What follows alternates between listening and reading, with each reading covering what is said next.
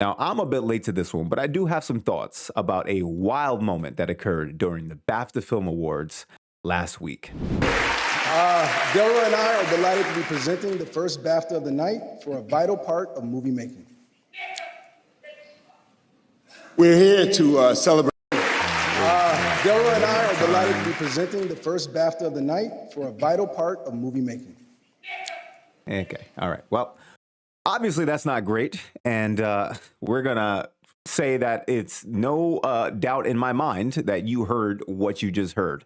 And there's really no way that you can say that you didn't. And we're going to put a pin in that for a second because we're going to reference that very concept a bit later in this video. But before we do, and before I add more context as to what is even happening here, let's just give a special shout out to Michael B. Jordan and Delroy Lindo here, because these guys managed to basically keep their shit together and not break in the face of blatant disrespect.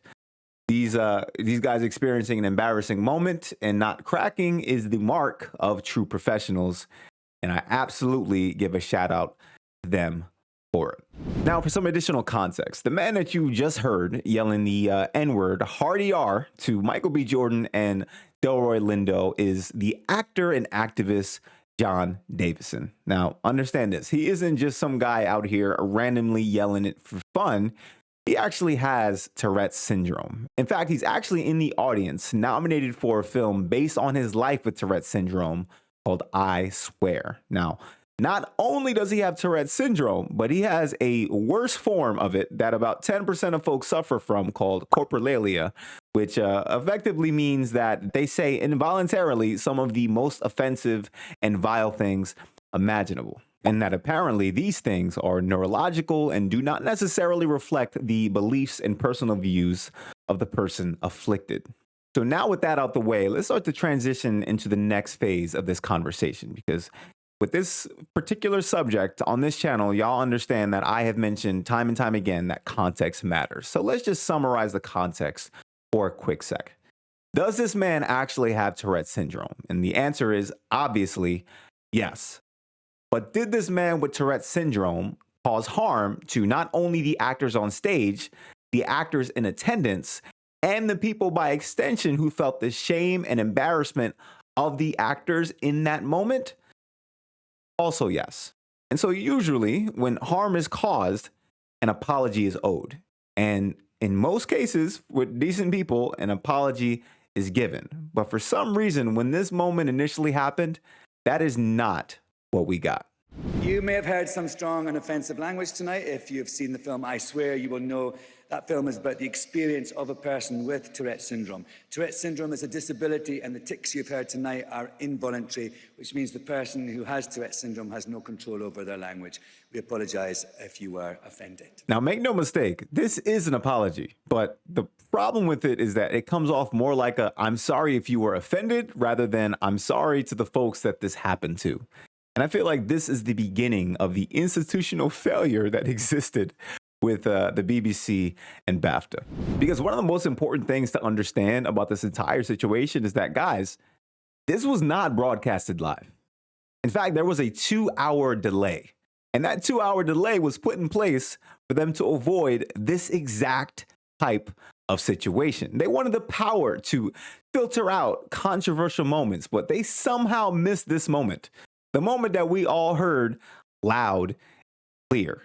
And it's so funny because they wound up using that power for other things they found to be controversial, but didn't find it in themselves to address this one in the same way. I think the greatest example of this coming out of this entire situation is Akinole Davies Jr.'s acceptance speech after winning an award. And the ending itself went a little something like this. To all those whose parents migrated to obtain a better life for their children, to the economic migrant, the conflict migrant, those under occupation, dictatorship, persecution, and those experiencing genocide, you matter, your stories matter more than ever. Your dreams are an act of resistance. To those watching at home, archive your loved ones, archive your stories, yesterday, today, and forever. For Nigeria, for London, the Congo, Sudan, free Palestine. Thank you. Just want y'all to understand that that ending piece there, that free Palestine part right there at the end, that portion was not broadcasted. And so I need you to question why that is. Because for the unreasonable out there, even uttering the words Free Palestine is somehow misconstrued as being anti-Semitic. And so my guess is that these people don't want any smoke with AIPAC or the Israeli-aligned groups. And simply stating that you support the plight of the Palestinian women, children, boys, and people being blown up there unnecessarily is a problem. So it's interesting because if you think about it that way, it kind of reads that these people know not to mess with Israeli-aligned groups, but simply don't give a damn about offending Black people.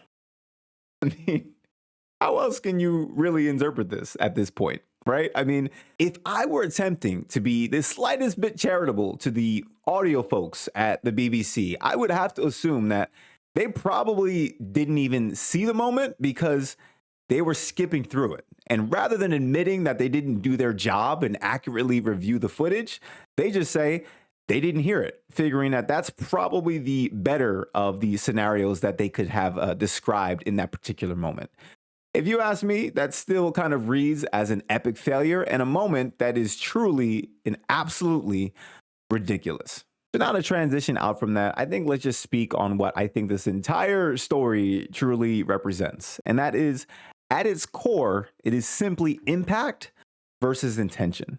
Because I think if we're going to be honest with ourselves, do we honestly believe that John Davidson is just like a racist out here trying to drop the N-word any chance he can get and that he intended to cause harm? I don't think that. I'm probably sure there's some people who think that, but the second I heard what he has, I'm going to be honest here, guys, that's not what I am buying.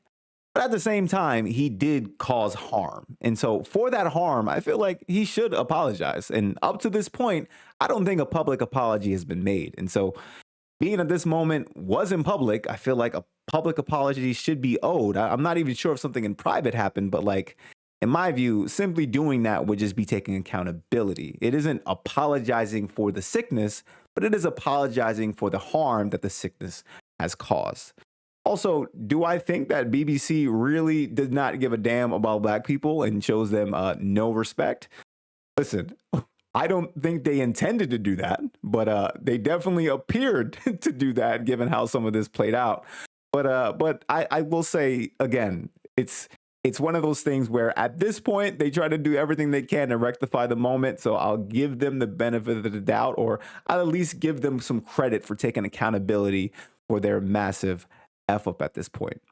So if there's one thing to take away from this, just understand that it is not what you intend to do, it's what you actually do and the impact that it has on others. And so if the intention matches with the impact, then you're great. You don't have to apologize or say anything, I guess. But if it doesn't, and you cause harm that you did not intend, then simply take accountability and move on. And try your best not to let this happen again. Otherwise, you will be made an example of.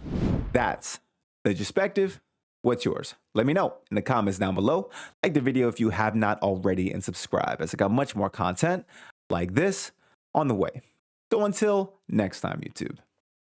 Peace.